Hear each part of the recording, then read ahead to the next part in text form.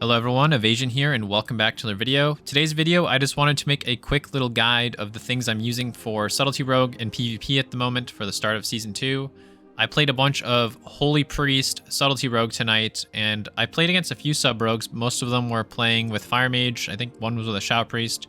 Absolutely nobody with a healer, but that's what I like to play with usually in twos. And it actually went pretty decent, so I'm going to share with you what I was using, and I'll have some clips from the games playing in the background. There's around 2k MMR. On the first day, I think that's pretty good. That's pretty much as high as anybody gets. If you like this kind of content and you want to see more, talk to me in the comments below, like the video, and consider subscribing if you're new to the channel. All right, first up, we got two builds. This one here is the standard Finality build from before. I don't really like this build that much, but it does have more overall damage. You can also mess around with dropping Secret Tech and taking Gloomblade if you want. In which case, the 1 point would go in Quick Decisions, and the Secret Tech point would go in Gloomblade. However, I don't think this is good. I think everyone thinks Secret Tech sucks all of a sudden because I'm pretty sure it's bugged in details somehow.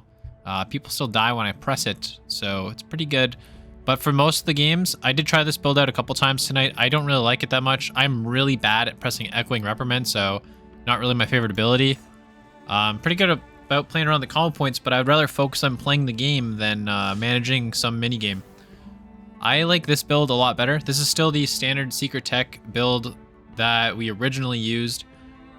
I do not like having 6-second dance compared to 8-second dance, but I make it work. I do like this build. There's not really a lot of wiggle room with how you can do the combo or the talent points in this. Some people like to put a point in the Stiletto Staccato talent here and then take out Veil Touched and improve shadow techniques, and then it links into both.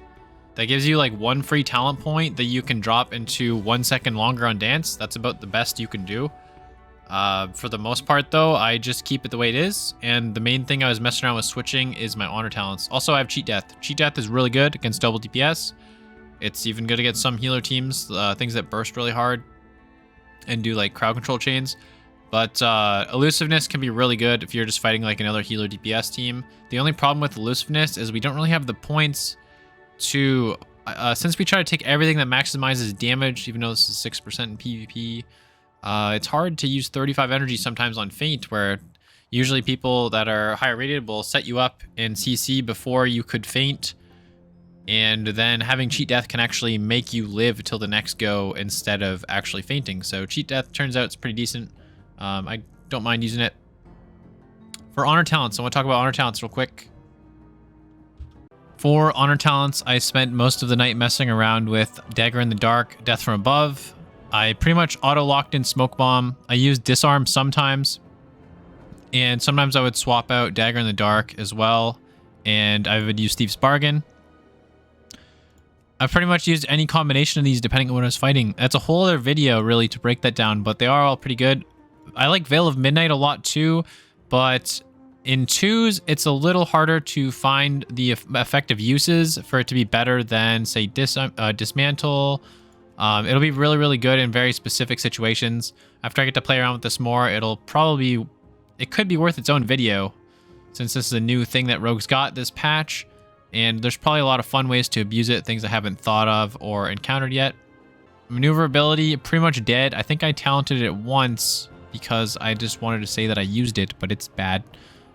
Silhouette could be fun double DPS, but I don't use it.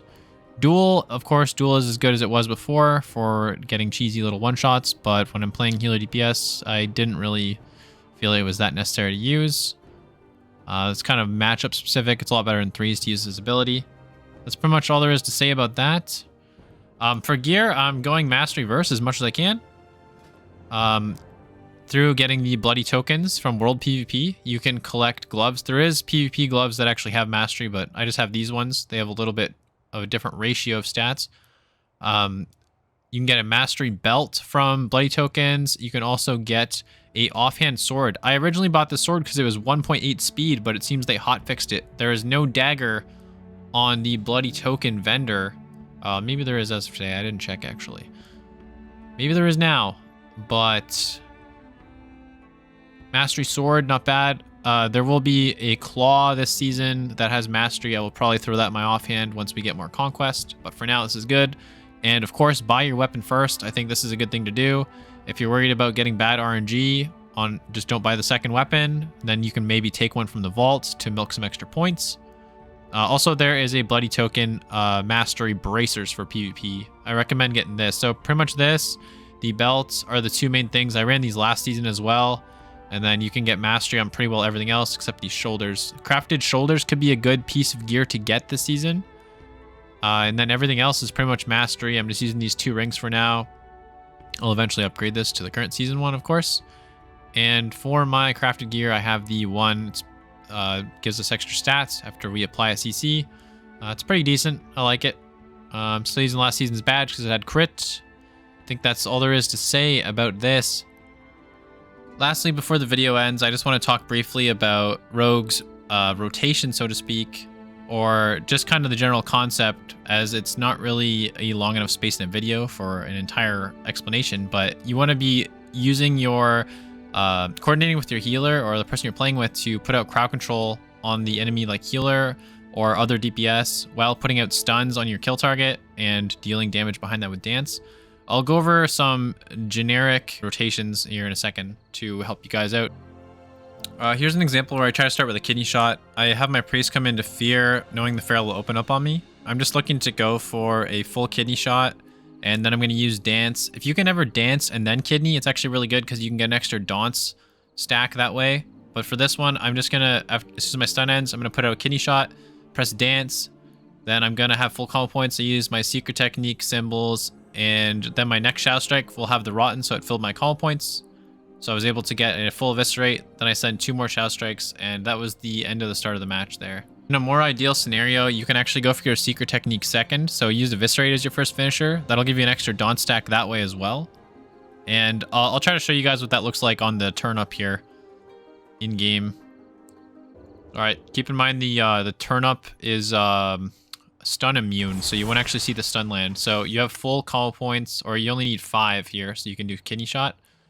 So you can actually start with low combo points, right? Because if you use dance, you can get the... Here, let's waste these. We'll start with a single combo point. So when we use our dance, it will give us 4 points from having the first dance talent. Let's get a second point so it doesn't drop. It'll be immune anyway, but won't matter. So here, if we use the shadow dance, we'll have enough points to kidney. So dance, kidney, you'll gain a daunt stack. Then you can fill your combo points by using having the rotten talented. And then we can use an eviscerate. We'll use symbols of death here and eviscerate. If we use symbols of death there, it's fine because we're not using shadow strike, so we won't waste the rotten. And then our next shadow strike will fill our combo points, and we can shove secret technique. So it looks something like this. Just make sure we have like enough points so we don't waste them. We want to have like 2 or something to start. Okay, so if it looks like this, the kidney will be immune, keep in mind.